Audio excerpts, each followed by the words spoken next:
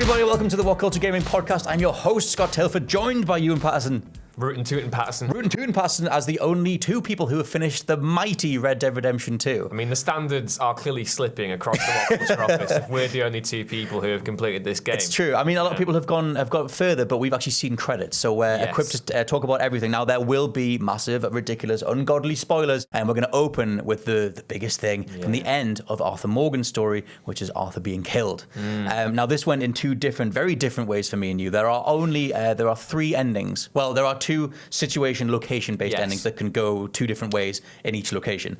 You can describe yours first, because yours is way more nice than mine. Yes, I'm really fascinated by this discussion, actually, because I feel as though the way the game ends with Arthur's journey, it directly impacts the way you perceive the epilogue as well. But for now, I'll just talk about Arthur's death, which is really, really heartbreaking for me. I played most... So obviously he gets diagnosed with tuberculosis after the whole Downs storyline, which you can pursue further, and I recommend you all do. All the stuff with Strauss is really fascinating, and it gets a really interesting revelation where you find out that he's actually a bit of a predator and that he's kind of preying upon these people. Strauss is an evil man. Antithetical to the Dutch Vandalin gang's kind of mantra, which again kind of plays into the whole hypocrisy theme, but I'm getting distracted. So yeah, in my ending, Arthur chooses to help John get away. So you can present him with two choices, obviously. You can either go back to the cave, where Dutch is ostensibly keeping all the gang loot, or you can go and help John get out for good. And for the majority of Chapter 6, that's the way I was playing my Arthur. You know, you're a very honourable man. Yes, he's on his last legs, he's approaching a new level of clarity, and he just wants to help people. So I thought that fit in perfectly nicely. I'll go help John. I know where this is going. I might as well do one last good deed. You'll know how it plays out. You shoot at, you come back to camp. So at this point, the entire army, the entire US is bearing down on you, basically, because you've done so many nefarious deeds that they just want to take you out. So Arthur and John are pushed up to the top of a mountain and for one last stand, and Arthur says goodbye to John. Have it if you choose to go join John. The other option is to go back to this cave, which is where Dutch has hidden all the money that you've been accruing across the entire game, and you can decide whether to go back to the cave to get the money and go run that way. We both decided to try and help out John. So we're up top of the mountain, we're doing our final stand. But our paths do diverge here, because your honor was around about the middle. It was kind of in the middle bit, so wasn't it? I tried to play honorably, and it just kept happening that things happened that dragged me down. Like I would accidentally run into someone in a township somewhere, and all of a sudden I have three witnesses that I need to silence, which of course I'm going to silence with a shotgun, and that just meant that my honor plummeted multiple times. Shame. Well, it's not going to have to be the way that it goes. So you've got Arthur and John at the top of the mountain. John goes his own way. Arthur gives him a pistol and a rifle. Arthur's basically going to make one last stand, knowing that he's going to die with the tuberculosis regardless. And at this point, it turns into one big final fight with Micah, who's the most hated person in the game. Yes, and in my version, Arthur ends up they both end up beating each other to kind of like this mess on the floor, and you start reaching for your revolver. Dutch comes in from the top of the mountain and stamps on the gun in question. Micah's rising, you think you don't really know how it's going to play out. Is Dutch going to kill you? Is Micah going to kill you? And all that comes from distrust as well. And it's very interesting. But in my one, Dutch basically just leaves, and then Micah completely kind of dejected at the prospect of having been, his deception hasn't paid off fully, because obviously at this point we realise that he's been informing to the Pinkertons. So he walks away. Arthur then rolls over and sees the sunrise come up, and it's a really lovely thing that is then mirrored in my epilogue that I had, because if you recall later on in the epilogue, after you've proposed to Abigail, John leaves the ranch early and watches the sunrise come up. So for me, I really derive a massive sense of satisfaction from that, because not only is Arthur dying almost in content, he did his thing, he says defiantly to Dutch now, John got out, Abigail got out, Jack got out. He's really happy about that.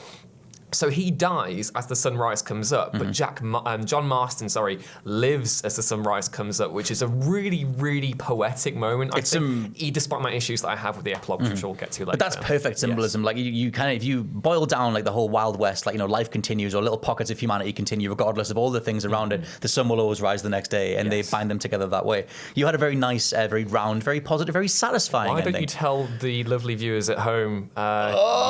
So the way that mine went is the exact same scenario. You're at the top of the mountain. You're fending off the US Army or whatever. You fight Micah. And with my guy, I was about the middle. And basically, the game gives you the ending. It's one of two endings, again, based on location. But the ending you get is based on where your honor is on that big bar that you have. And if it's 50 or below, you get the negative ending or whatever I'm about to describe. And if you're above, you get your one. So for me, I was in the middle. I must have been too far down the negative side. And my ending was Arthur still, wheezing and dying from the tuberculosis. Micah doesn't leave, though. Micah walks up to him and gets a gun on him and starts to talk about, and Arthur then says the same thing about other people have got out. Dutch walks away. And Micah just says, "Oh well, damn you then," and points the gun at Arthur, and Arthur just screams, "Damn us all," and gets shot in the head. You showed me your ending. It is horrible. It's brutal. It's absolutely, and I think this is one of the interesting things about Red Dead Redemption is whether you consider it a Western epic in the traditional sense, or more of along the lines of an Unforgiven and consider it an anti-Western, because there is a reverence for the mythology of the Old West, while at the same time marrying that with the real historical realities of the post-bellum United States, which again is really fascinating. I forgot to mention Buell. Now, good lord! I need to get this off my chest. Just Go 30 on. seconds. Right. Okay. So if you are in Chapter 6 of Red Dead Redemption 2, you'll come across a man by the name of Hamish. He's a veteran hiding around in the I think it's New Hanover. I think the northeasterly area is called. He ends up in the north, yeah. Basically, you come across him. He's lost his leg, as you do. It's a prosthesis on his horse called Buell. You rescue him, then eventually, throughout that last chapter, you kind of help him out. You grow a real, genuine friendship. It's one of the few stranger missions in the game where Arthur genuinely gets along. Yeah, you go fishing, you go hunting, but it ends in tragedy because Hamish is killed by a boar that you're hunting, and then with his dying breath, he says, "Look after Buell," and I'm like, well. Crap. Well, all right then. So for the majority of the Chapter 6, I'm riding around on Buell because he told me to take care of him, and obviously if you finish the ending, you'll realise that you take your horse up. And he gets shot. Yep. I would have been really upset if it was my normal horse anyway, but the fact that this was his dying wish for me to take care of this horse, and I couldn't even do that. And Arthur's just there being like, there, boy. I was honestly, I was like putting down like my favourite pet again. It was absolutely dreadful. That's the thing. One of the things that you can do in Red Dead 2 is the horse you get from the very beginning. Yes. You can carry that the whole way through, but it'll always die in the end. So it's always going to gut punch you somehow. I was on my second horse at that point because my other one fell off a cliff, and so I had to get a different one. So R.I.P. Mary. But the R.I.P. Buell. Yeah, exactly. But that's the thing. One of the things that it does so well is you have these other optional side quests that can factor back into the main way that the story wraps up. But that's one of my other contentious issues with it, which I might do more of this on a separate video, but just quickly, something with the down stuff that you mentioned at the beginning. Yes. So the reason that Arthur contracts tuberculosis is because he got coughed on by one of the Downs dudes near the beginning, which is one of the first things you do when Strauss tells you to recover some money. That's the only one of Strauss's missions that is mandatory. Yes. But from there, you can then optionally find the rest of the Downs family. Yes, so what happens is the Red Dead has a delineation here between the stranger missions that you find and honor missions, and I would recommend that everyone do the honor missions as a matter. How do you know? The honor missions, they tend to be smaller yellow blips. So you'll recall later on in the game that Sadie asks you to help her out with an errand. You can choose to neglect that. All the stuff with Rains Falls at the end as well, that's an honor mission with all of the captain stuff.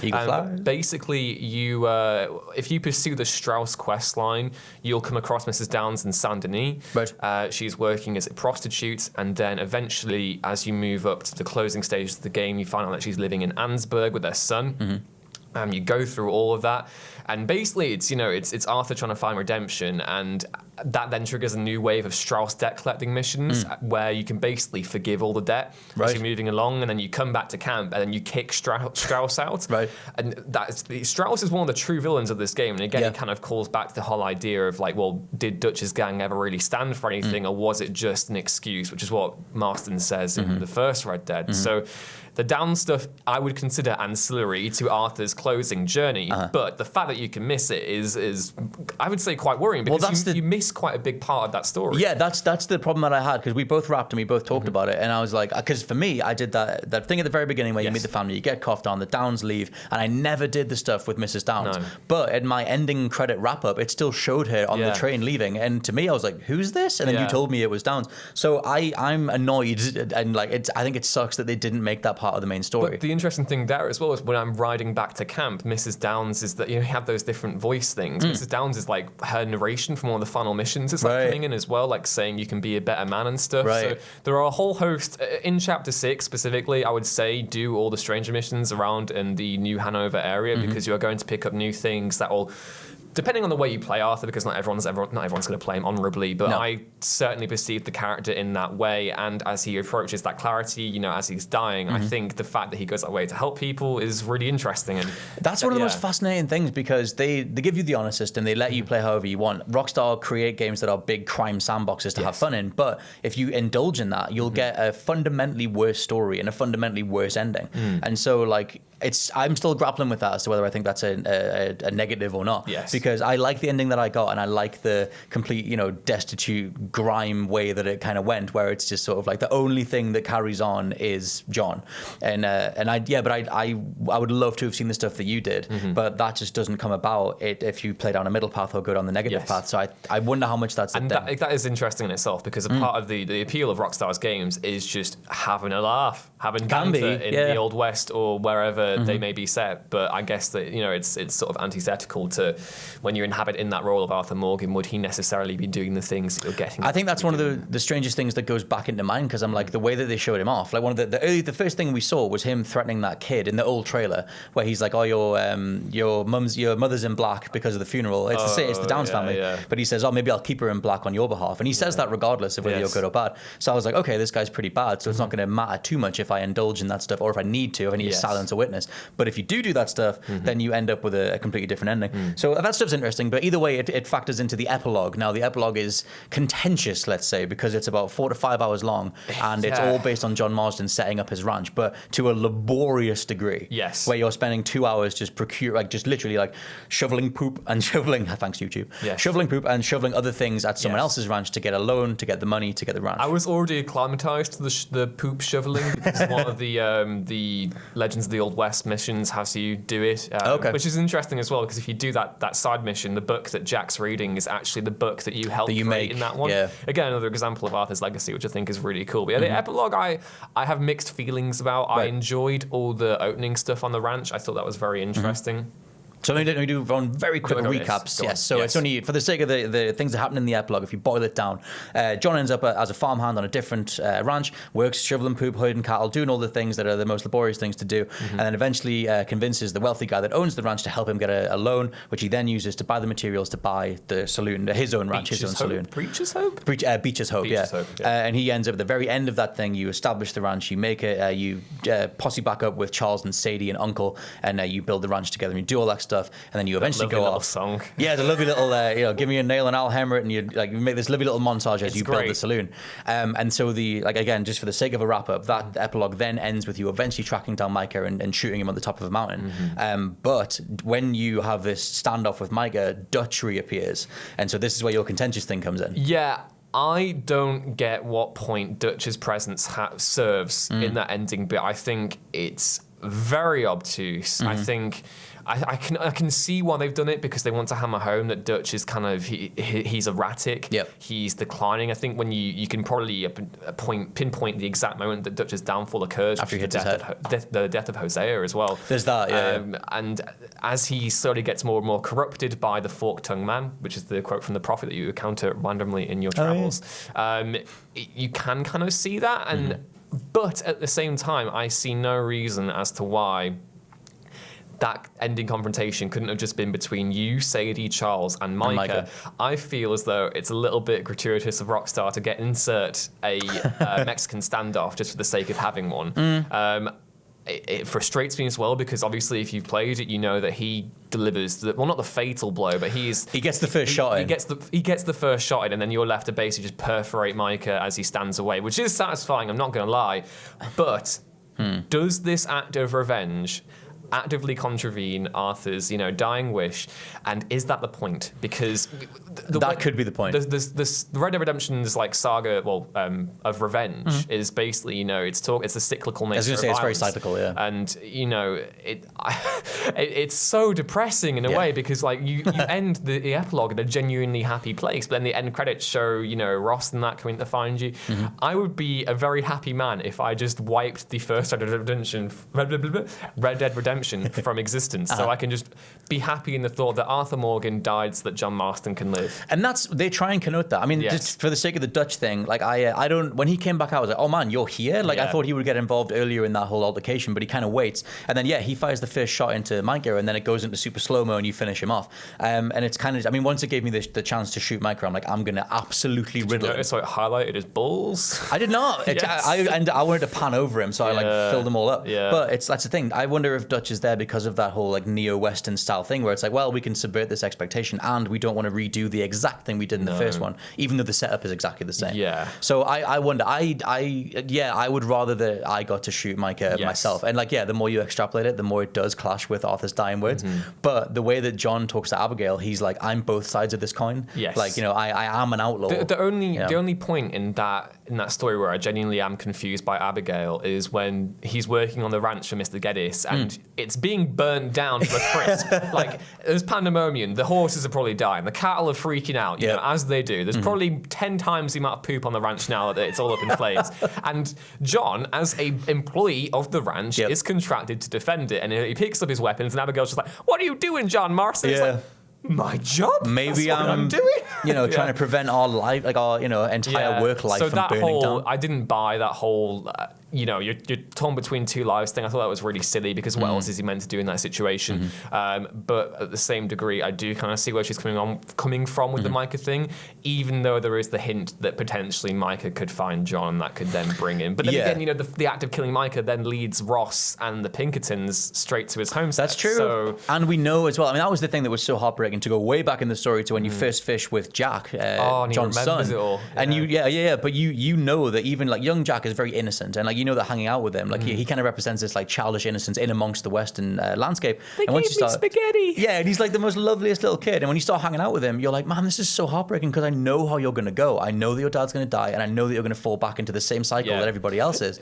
And so like things like the epilogue kind of carry that forward. Right? It got to that bit where we were putting up the barn, and I was just there like, oh, this is the bit where John dies. Yeah. Nice. That's the thing. Like, you actually like walk through those doors in the other way to see what's inside the barn, and you're going to come back out later. That's really little bits cool. and bobs like that. But so to speak to the way that the epilogue ends, like, John kills Micah, Dutch walks off, and you get back to your ranch, and then the credits roll. It shows you what everybody else got up to, which is great. It's a very nice way of showing that everyone is okay. But after that, once gameplay resumes again, they do the standard Rockstar thing of like, now you can go do whatever you want. At no point from now on do I want to do anything with John because he's peaceful and done. I totally see your point because I feel as though there's still a great portion of that map that's left uncovered because obviously if you played the first Red Dead Redemption, I'm getting too excited there, you'll remember that you can go all the way down to like Mexico, and it looks as though I've not explored it since like I finished it at like 11 last night, so I was pretty tired, but you can go all the way down past Tumbleweed all the way to Thieves Landing and stuff, and I'm tempted to do that. I am tempted.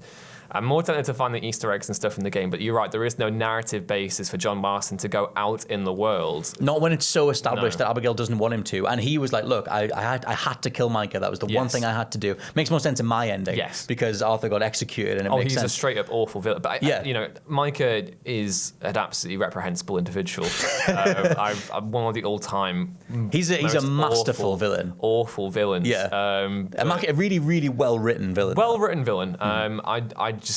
It was, I don't know. I just find Dutch's whole like I find it very difficult to buy into the idea that an ego of Dutch Van der Linde's would have been manipulated by. Well, that's the question to some degree because like Dutch is this weird entity that flits between different people. I mean, even in the original Red Dead, he's hanging out with the Native Americans and he's been feeding them a whole bunch of lies to get them to follow him. And you have similar things in Red Dead 2 where even Arthur he takes complete advantage of the Lakota tribe. And it's like eagle flies and brains falls. Yeah, it's awful. And you see similar things where like Dutch will just say whatever's necessary at any given time to get by, but just at that moment you're about to doubt him and think that he's just lying to you, his plan does come together in that moment enough to be like, let's do one more job, and then it kind of keeps you going. I think he's very well written in that regard as well. But that's the thing, like the way that the game eventually leaves you with like the whole map to play with, the entire Red Dead 1's map is bolted onto the bottom and you can do that. I just think that the story wraps up. It would be against Abigail's wishes to then go do anything other than farmhand. You know what would have been a better idea? If you played as Sadie after that point. I would love to play as Sadie. But I wonder Can we have a Sadie Adler DLC? Yeah, can we get a Sadie DLC? Can we get a Charles DLC? Oh, Charles DLC. Oh, he's off in Canada. He's off in Canada now. You know. Let him be. I tell you what the one of the big post-credit scenes that really got me was, and I'm curious actually to find out if anyone else has done this, but you see Tilly's in Saint-Denis. Yes. With a husband, it looks like, and a baby. Mary Beth looks like she's a novelist. Yeah, now. like an author or something. And Pearson looks as though he's the new general store on in Rhodes. I haven't been to see him. I really want to see if you can come back to Rhodes and he'll be there, because I got very emotional when he looked on the picture and it was all his stuff. But my lasting impression of this story is what a tremendous, compelling cast of characters Rockstar assembled. You know, I can barely fault any one of them except for Molly, because I feel as though she is underwritten and her motivations aren't spelled out particularly well. We can do very quick little bits of negative, because you might eventually do a separate podcast on the things that necessarily great, like a tiny bit. But that's the thing. That's one of the most remarkable things, is that you do care about the entire cast, and it's like 24 people, and you can pick them all out. You can name them all. Like, you know, I can't think of the last time a game on this scope and scale with so much to do still made you care about the core cast of characters. And a wider cast of characters. But it is worth mentioning that one of the biggest turns in the story initially, until it gets further revealed, is that Molly dimed you out to the feds, and then she gets shot or whatever. But Molly as a character is kind of barely in anything leading to that She point. definitely sticks out when you first meet her, because she's in like all that high society type outfit. She's like constantly fanning herself and stuff, and you can tell that, you know, she's not particularly. It's not particularly, maybe not invested in Dutch's idea, or whether his lies. Exactly. His inflated sense of self. So by the time a deception comes, there is sympathy for the character there. There definitely is sympathy, but at the same time, you're compounding that with the realization that you literally got Lenny and Hosea killed, and then when Grimshaw comes in, and those last few chapters are difficult. They're so like just grim. Ruthless and grim, and just there is a point where it borders on the obscene, like where it gets really, really difficult. Like I don't know. That was the thing, because he gets diagnosed with tuberculosis at the start of chapter 6, and I thought that it didn't get in the way of anything, but it did make me go, okay, so this has to wrap up. And then you have a good 10, 12 missions where he's wheezing and collapsing, and like you know, he's coughing up blood, and really I don't have much time left. I'm like, well, you do, because we keep doing this. And then Dutch is one more score and one more mission, and you can argue that all feeds into the eventual thing with him going his own way and the freedom that you get. That was also Marsden. One of the most my perception of Dutch really flipped obviously quite earlier on, but when he just doesn't seem to notice or care that Arthur is in, like, he's generally poor out, he doesn't even bat an eyelid. Even Micah acknowledges that, Dutch doesn't say anything. One of the saddest things that sort of again goes into the whole the horrible way of the whole struggling to survive thing. Only Micah is the only other character, I think, that comments on you being ill. Yes. He calls you Black Lung. Yeah, he calls you Black Lung. But at least he acknowledges it. Yeah. Because that's the thing. I mean, one of the other things, at some point we'll wrap this up. But there's that other thing where Dutch betrays you when you're having that big firefight inside the mill. Oh god, I was screaming. He just walks away. That was awful. But that's the thing. It speaks to how much Dutch views everybody as disposable and expendable. And and it hammers home like his whole like opinion on stuff. It's like that's the thing. They don't really spell out why he decided to betray Micah at the end, other than maybe John's words about Arthur got to him. Yeah, just for the banter. That's genuinely. I think he's at that point that there is it's like Joker. It almost gets too self-indulgent in a way, the way they want to marry the prequel to the first Red Dead Redemption. But I think they make Dutch's appearance there kind of just like, oh wow, you really are just this confused nomadic hypocrite who indoctrinates and radicalizes people for your own gain. Yeah, I wonder if they need like more of a connective tissue, because if you say you left him at the end of the mountaintop thing, he walks off, but he's mostly still got all of his faculties kind of thing, and like obviously he's gone pretty sour at that point. Yes, but that's a different version to the completely out of nowhere turning up, shooting a guy and walking off version that you get in the epilogue.